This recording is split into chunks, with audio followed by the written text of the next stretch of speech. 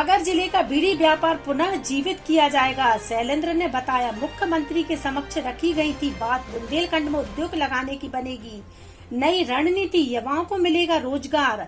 सागर 27 सितंबर को सागर में आयोजित होगा चौथा रीजनल इंडस्ट्री कॉन्क्लेव। देश के 2500 से अधिक व्यवसायियों के आने की संभावना। 1000 निवेशकों ने कराया रजिस्ट्रेशन। मध्य प्रदेश के मुख्यमंत्री डॉक्टर मोहन यादव होंगे कॉन्क्लेव में शामिल। कई व्यवसाय के इकाइयों की रखेंगे आधारशिला। कैबिनेट मंत्री गोविंद सिंह राजपूत ने आयोजन के संबंध में दी जानकारी। खनन, फूड प्रोसेसिंग, वुडन और पेट्रोकेमिकल से संबंधित नए निवेश आने की जताई संभावना। सागर के स्थानीय पीटीसी मैदान में आयोजित होगा मुख्य कार्यक्रम। माननीय मुख्यमंत्री ने कहा है उद्योगपतियों को हम बड़े ही मान सम्मान के साथ बुलाते हैं, उसको लाते हैं कि हमारे यहाँ निवेश करो, हमारे यहाँ फैक्ट्री लगाओ, हमारे यहाँ, लेकिन उसकी सुविधाओं का ख्याल भी रखना हम सरकार का दायित्व है। कलेक्टरों से स्पष्ट कहा है मुख्यमंत्री जी ने कि उद्योगपतियों को हम मान सम्मान के साथ जब लाते हैं, उसी मान सम्मान के साथ उसको कोई भी परेशानी नहीं होना चाहिए। डे टू डे उसकी समीक्षा होगी और माननीय मुख्यमंत्री जी स्वयं की समीक्षा में भाग लेंगे। तो बहुत अच्छी बात है। हम सबको आशा ही नहीं, पूरा विश्वास है 27 तारीख की रीजनल इंडस्ट्री कॉन्क्लेव बहुत सफल होगी। आप सबका सहयोग रहेगा। जब हमारी पहली कैबिनेट की बैठक हुई माननीय मोहन यादव जी के नेतृत्व में, तो उन्होंने सबसे पहले बुंदेलखंड के उद्योगों की चिंता की। इस बात का हम सब ने मेरे धबधबा का स्वागत किया था। उन्होंने कहा मेरी विशेष इच्छा है कि बुंदेलखंड के उद्योग पुनर्जीवित हों और नए उद्योग लगे।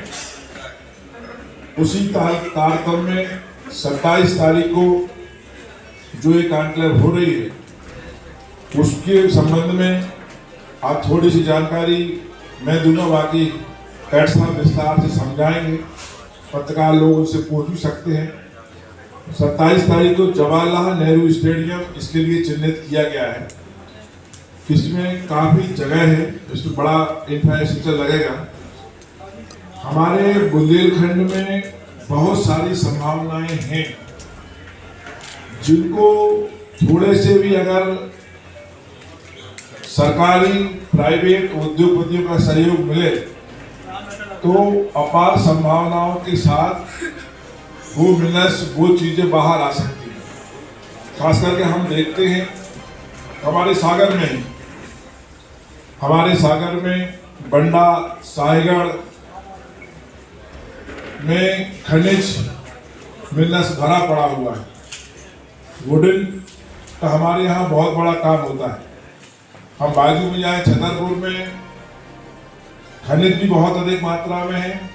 वो वुडन का स्थिति ये है, मैं अभी कलेक्टर सागर से कह रहा कि हिंद भाई साहब, बीड़ी उद्योग को लेकर आपकी चर्चा हुई थी मुख्यमंत्री जी से, क्या निष्कर्ष निकल के आया? और कैबिनेट में भी सुनने में आ रहा है कि जो चर्चाएं हुई हैं, आगे भविष्य के अच्छे दिन होंगे बीड़ी उद्योग, अगरबत्ती उद्योग के। मैं आपके माध्यम से इस बात की अभिव्यक्ति करना चाहता हूँ,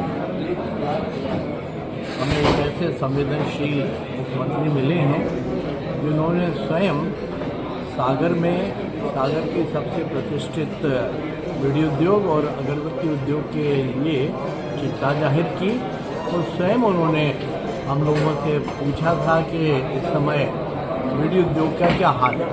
तो हम लोगों के ये कहने पर कि साहब बहुत बुरा हाल है। तो उन्होंने कहा उनके कारण क्या है, वो कौन से कारण हैं, वो कौन सी समस्याएं हैं जिनका समाधान उनके माध्यम से हो सकता है। तो मैं सबसे पहले मुख्यमंत्री जी का हार्दिक अभिनंदन करना चाहता हूँ, साधुवाद देना चाहता हूँ कि उन्होंने सागर जैसे पिछड़े हुए हमारे बुंदेलखंड के सबसे प्रचलित बीड़ी उद्योग और अगरबत्ती उद्योग के विषय में न केवल जानकारी ली वरन पूरा आश्वासन देके गए हैं।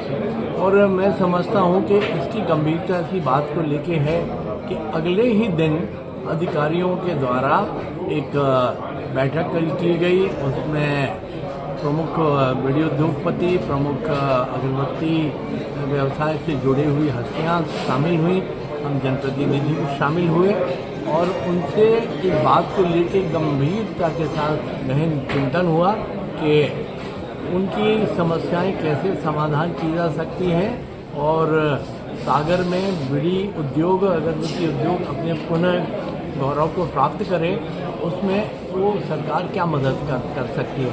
तो मैं समझता हूँ कि आज भी फॉरेस्ट डिपार्टमेंट के कुछ वरिष्ठ अधिकारी भोपाल से आ रहे हैं और वो इस बात का चिंतन करेंगे कि मध्य प्रदेश के अंदर बीड़ी बनाने के लिए या सागर जिले के अंदर बीड़ी बनाने में हम क्या इंसेंटिव दे सकते हैं और बाहर अगर वही तेंदुपत्ता जाता है तो वो तेंदुपत्ते को सागर के मुकाबले या मध्य प्रदेश के मुकाबले किस तरह से हम उसको हतोत्साहित कर सकते हैं ताकि ज़्यादा से ज़्यादा प्रोडक्शन, ज़्यादा से ज़्यादा उत्पादन मध्य प्रदेश के अंदर हो।